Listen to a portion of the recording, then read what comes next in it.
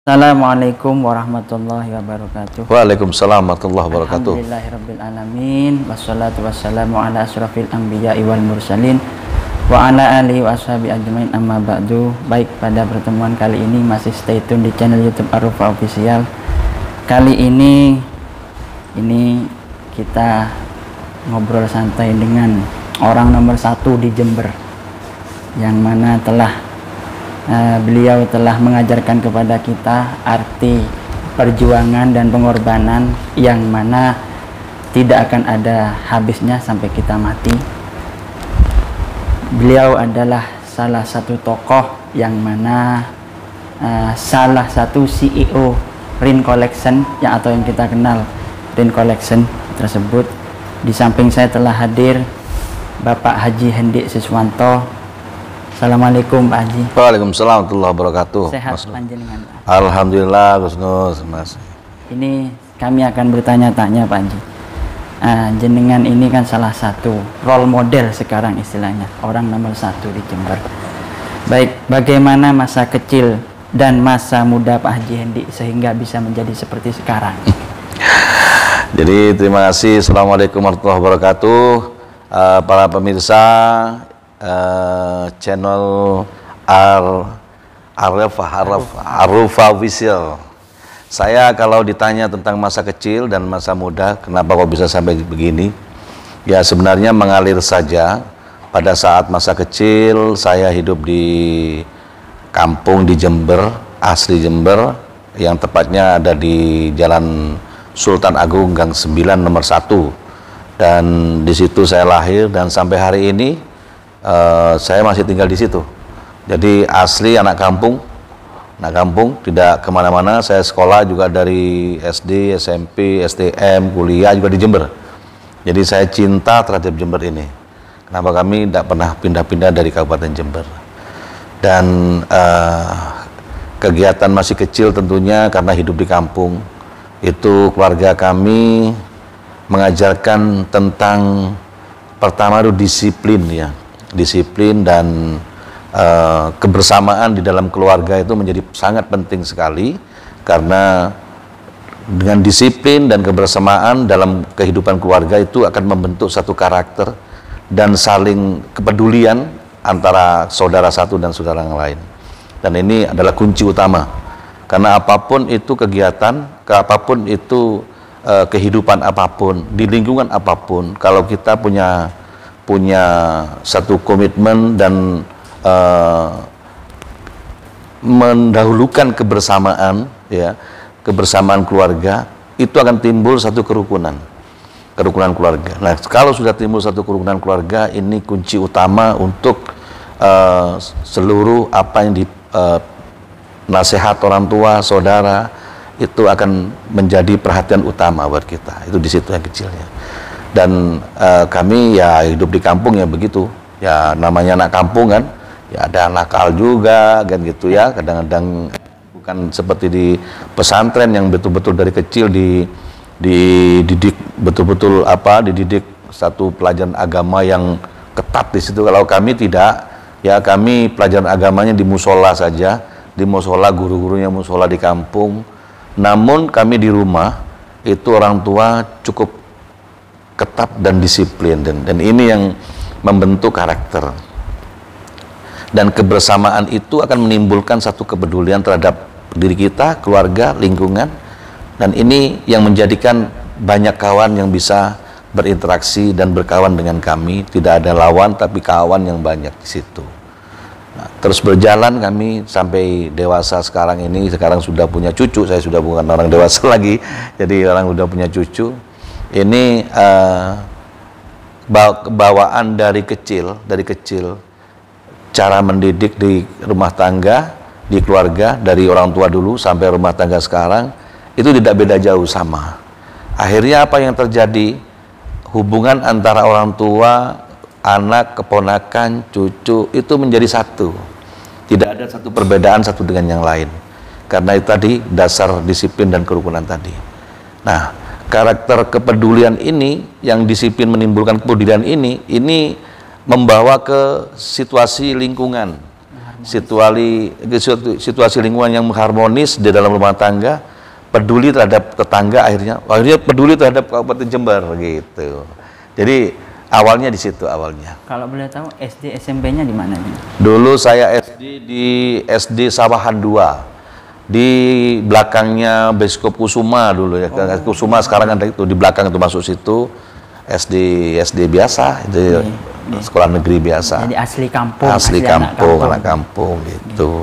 Terus ini lagi Pak Haji, setelah Anda terpilih menjadi bupati ini untuk beberapa tahun ke depan, konsep yang Anda tawarkan untuk masyarakat warga Jember ini bagaimana? Nah, jadi konsep itu tadi kembali lagi, mulai masa kecil dididik kebersamaan, kepedulian, kerukunan. Kepedulian ini yang menimbulkan konsep. Konsep apa yang harus kita lakukan untuk masyarakat Jember. Ya, dan ini kita mulai dari saat kami keliling di Kabupaten Jember ini, ternyata di Kabupaten Jember ini cukup banyak orang yang miskin di Jember ini, dan masih cukup banyak orang Jember yang masih pengangguran, tidak bekerja. Itu tepatnya kira-kira yang miskin itu 226.000 orang di Kabupaten Jember ini, sedangkan yang jadi pengangguran itu ada 57.000 pengangguran. Ini orang Jember semua.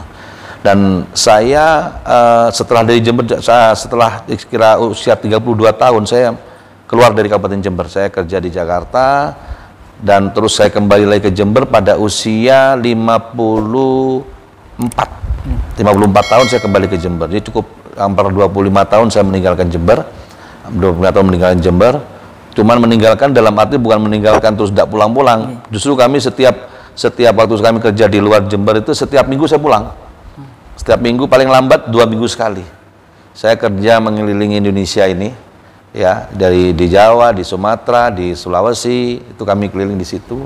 Sampai ke Dumai kami kerja di sana. Itu tiap minggu sekali atau 2 minggu sekali itu kami pulang Jember. Jadi kecintaan saya terhadap Jember dan keluarga itu sangat dekat sekali. Nah, apa yang diberikan di Jember ini setelah sekarang kondisi yang sekarang kita diberikan amanah di Jember ini, itu adalah kenapa Jember ini kok banyak orang miskin? Kenapa kok Jember masih banyak orang pengangguran? Padahal yang namanya di Jember ini sangat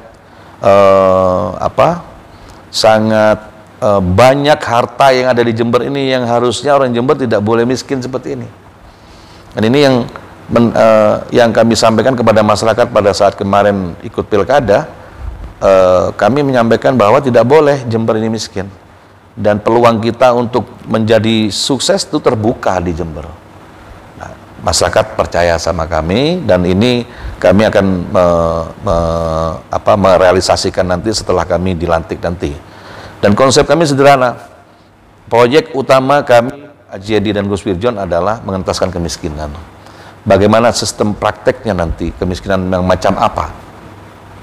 Tentunya dengan kekuatan sumber daya alam yang ada di Kabupaten Jember ini, sumber daya alam kayak di pertanian kita bagus, wisata kita bagus-bagus, cuman tidak dikelola dengan bagus, ya kurang bagus tata kelolanya.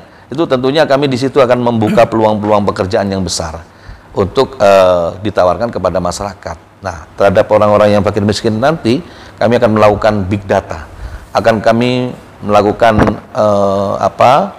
memverifikasi kembali berapa jumlah yang sebenarnya orang miskin di Jember, terus di mana mereka tempatnya, kenapa dia miskin, kalau miskin dia mau kerja apa yang diinginkan. Ini harus kita melakukan inventarisasi, ya. Dengan kita melakukan inventarisasi juga kita akan membantu masyarakat miskin itu dari bantuan-bantuan pemerintah. Pemerintah tentunya Jember tidak boleh minta bantuan-bantuan terus begini, nggak boleh, harus bekerja. Kita mending lebih bagus memberi daripada kita diberi. Dan itu konsepnya di awal, tentunya bantuan ini terus kita berikan kepada masyarakat nanti dengan adanya bantuan program pemerintah pusat maupun dari pemerintah daerah setempat di Jember ini. Namun demikian tempat-tempat pekerjaan akan kita buka nanti. Contoh seperti apa? Mungkin kalau saudara-saudara kita yang masih perlu bekerja, inginnya mungkin menjadi petani atau menjadi penjahit atau yang lain-lainnya, tentu itu harus kita lakukan edukasi dulu, pendidikan dulu. Di mana pendidikan itu bisa di BLK, Badan Latihan Kerja, bisa kita munculkan, kita datangkan orang ahli, orang expert di lokasi itu untuk memberikan pelajaran bagaimana Anda bekerja sesuai yang Anda inginkan. Kalau memang mereka seorang petani, kita masih banyak lahan-lahan terbuka di Jember ini yang bisa kita bantu dengan bantuan bibit-bibit yang ada.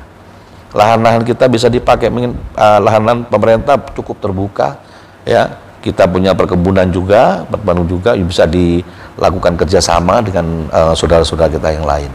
Ya, tentunya arah konsep pembangunan yang bisa langsung dirasakan oleh masyarakat.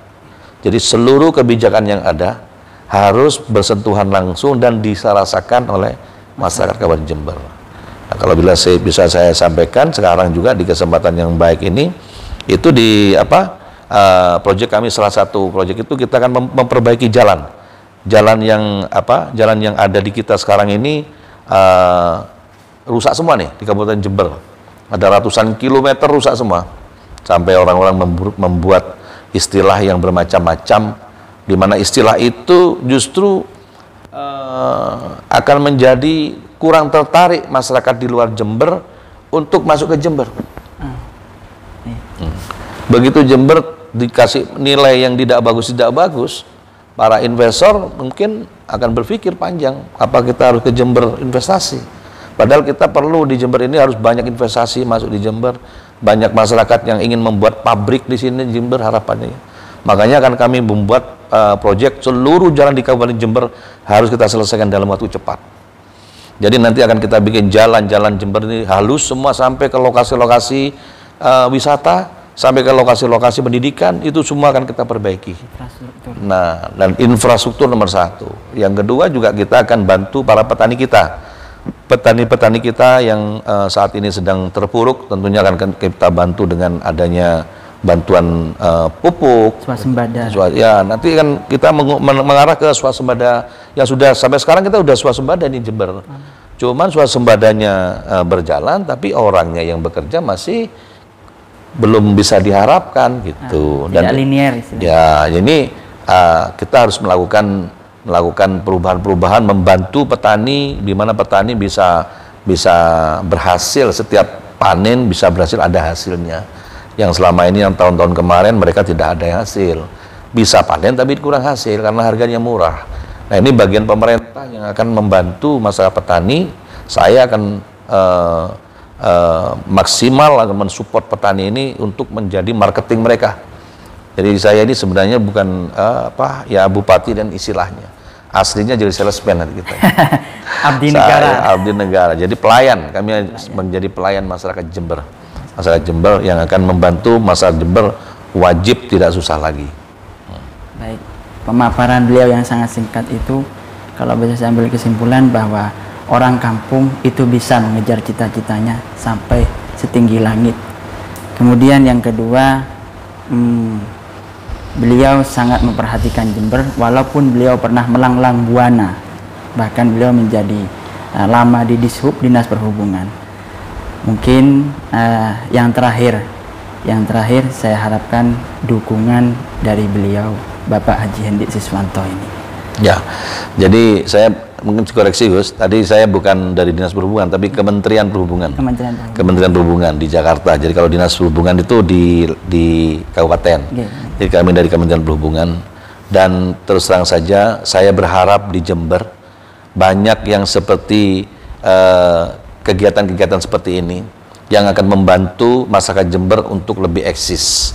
Jadi saya sangat mendukung kegiatan ini, dan pasti Haji Hendy dan Gus John mendukung Arufa Official Channel ini untuk bisa lebih eksis lagi, dan khususnya masyarakat Jember dengan Arufa Official Channel ini, mari kita sama-sama besarkan ini, dan mudah-mudahan dengan Arufa Channel Official Channel ini bisa membantu